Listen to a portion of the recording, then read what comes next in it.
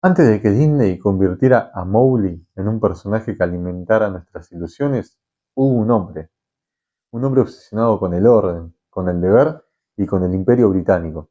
Estamos hablando de Rudyard Kipling, el ganador del Premio Nobel de Literatura de 1907, el más joven en obtenerlo a los 41 años, que nos dejó versos como este. Si puedes seguir creyendo en ti mismo cuando todos dudan de ti, pero también tolerás que tengan dudas. Si puedes encontrarte con el triunfo y el desastre y tratar a esos dos impostores de la misma manera. Estos son fragmentos de un poema del autor que se titula Sí, o en el idioma original, If. Y estamos hablando de un autor que nos trae ambigüedad, porque así como tuvo una obra increíble, también tuvo ideas, como todos los hombres, que hoy en día son sumamente cuestionables. Vení, vamos a verlo. Hola, ¿cómo estás? Yo soy Maxi y esto es Noveliando.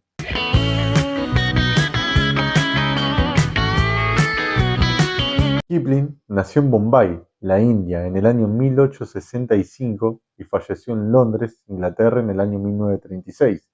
Pero estamos hablando de la India que no es la India de hoy, sino que era la que estaba bajo colonización del Imperio Británico. La infancia que él vive en ese lugar, en Bombay, lo va a marcar para toda la vida. Va a atravesar toda su obra, como venimos viendo que le pasó a casi todos los ganadores del Premio Nobel de Literatura.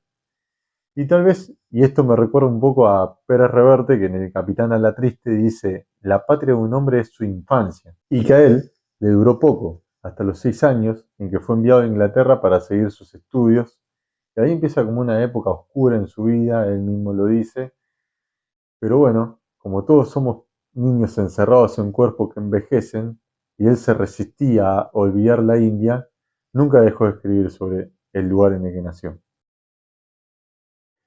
La vida de este autor está atravesada por el tiempo que le toca vivir, como la de todos estos ganadores del Premio Nobel de Literatura. ¿Qué tiempo le tocó vivir a Kipling? Inglés, vivió en el tiempo del imperialismo británico. Como un dato que suma, Inglaterra llegó a tener 120 colonias. Y el personaje de acá defendió el imperialismo, pero a ultranza. Es más, en el discurso que hace el secretario de la Academia Sueca cuando entregan el premio, justamente esto es lo que dice, y lo voy a leer. Kipling se revela como un imperialista, un ciudadano de un imperio mundial. Sin duda, ha hecho más que ningún otro escritor de literatura pura para estrechar los lazos de unión entre Inglaterra y sus colonias. Y al igual que Mistral, defendió la región de Provenza y ese dialecto en el que él escribía, y Echegaray defendió el teatro español, y Carducci vimos que fue parte de la reunificación italiana. Kipling no hizo más que defender las ideas que estaban en su contexto. Y así es que terminó defendiendo un modelo que era violento, utilizaba la explotación, que avasallaba culturalmente al país que colonizaba. Era eso, o sea, colonizar. Y es difícil, ¿no? Es difícil pensar que el autor, que le dio vida a personajes infantiles que hoy en día seguimos leyendo, haya sido el mismo autor que defendió ese modelo. Y más allá de esta faceta controvertida, Kipling no deja de ser el primer rockstar literario que analizamos acá en el canal. ¿Por qué? Porque el autor, en su tiempo, era querido y odiado, y principalmente porque sobrevivió al paso del tiempo, algo que los autores anteriores no consiguieron todavía. ¿Y por qué te digo que sobrevivió al paso del tiempo? Porque si buscas en YouTube, al día de hoy está recitado por autores y por actores el poema con el que iniciamos. Sí, el libro de la selva tuvo una adaptación de Disney en el año 2016. En su tiempo salió de gira. Sí, estuvo girando y vivió por un montón de lugares, rechazando premios, rechazaba premios, solamente aceptó el Premio Nobel de Literatura. Qué actitud más rockera que esa. Debatiendo, llevando ideas, dando conferencias. Es más, escribía cada día, casi como si la escritura fuera una forma de sobrevivir internamente que él tenía. Y sufrió. ¿Qué sufrió? Durante la Primera Guerra Mundial, mataron a su hijo en una de las primeras batallas. Pero sin embargo, y hoy que tanto se habla de esta palabra, resiliencia, el chabón, después de eso, lo que hizo, formó parte de la War Graves Commission, una comisión establecida en el año 1917 que ayudaba a identificar los cadáveres, que ayudaba a repatriarlo y llevarlo al país de origen y acompañaba a las familias y ayudaba con los velatorios. Y este autor, y todos los autores que están pegados ahí en la línea del tiempo, tienen luces y sombras, sí, como vos, como yo, pero lo importante en Kipling es que su escritura y sus luces atravesaron el tiempo, y sus sombras también. Kipling escribió para niños y adultos. La India siempre formó parte de sus escritos de la misma forma que exaltaba el imperio británico de manera positiva. Por eso muchos de sus poemas y sus escritos eran muy conocidos y circulaban mucho en el ejército británico. Tiene obras notables como Kim o El libro de la selva, también el poema que leí al principio, y tiene otras obras como por ejemplo La carga del hombre blanco, y ya el título dice todo, ¿no?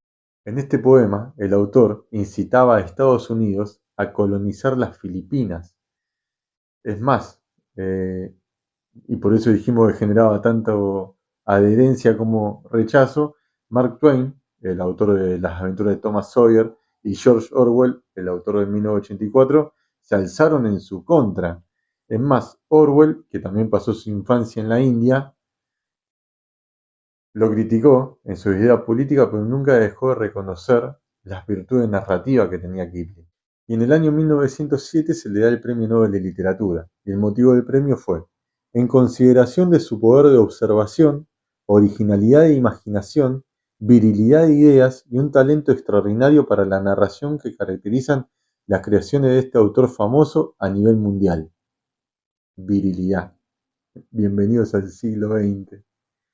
En el discurso de premiación, el secretario de la Academia Sueca, que parece que estaba fascinado, también dijo: la Academia Sueca, al otorgar el Premio Nobel de Literatura este año a Rudyard Kipling, desea rendir homenaje a la literatura inglesa, tan rica en múltiples glorias, y al mayor genio en el ámbito de la narrativa que ese país ha producido en nuestros tiempos. O sea, no lo puso a la altura de otro genio de la literatura inglesa.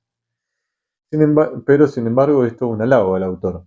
De la misma forma que un halago sería que le pongas me gusta a este video, si te gusta, y bueno, y después suscribite y lo importante es, si querés dejar un comentario sobre este autor, es lo mejor. Y si podemos debatir y que cada uno tenga sus ideas, como también pasaba con Kipling, que era un imperialista, también bienvenido sea.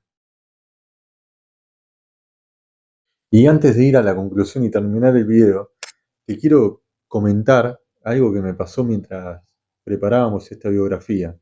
Al leer el poema del inicio, If o Sí en su traducción, me fue imposible no pensar en un autor argentino que tal vez vos conocés, Almafuerte, Pedro Bonifacio Palacios, con su poema Pío Avanti, el que dice: no te des vencido ni a un vencido, no te sientas esclavo ni a un esclavo, y va un poco en la misma idea que el poema de Kipling. Y justo nos tocó hablar de imperialismo y me quedé pensando en qué riqueza cultural que tenemos en nuestro país. En el Río de la Plata, en Uruguay también hay autores increíbles, en toda Sudamérica, porque también está Brasil, Perú, Colombia, que tienen escritores que nos han dejado un montón y que tal vez el tiempo en el que les tocó escribir y la poca globalización que había y la poca atención que a veces se le da a lo cultural para que trascienda fronteras, eh, no les permitió llegar a los mismos lugares que tal vez llegaron autores como Kipling. Nada, una idea que se me ocurrió. Y bueno, Kipling fue un autor inmenso, que fue capaz de crear mundos que atravesaron el tiempo y de tener ideas muy difíciles de aceptar hoy en día. Y tal vez por eso sea que hoy lo siguen leyendo, porque nos obliga a hacer algo incómodo, nos obliga a separar la obra del autor. Y eso me genera una pregunta que te quiero hacer. Cuando leemos una obra, ¿también estamos aceptando la voz de quien la escribe? Bueno, eso fue todo. Nos vemos.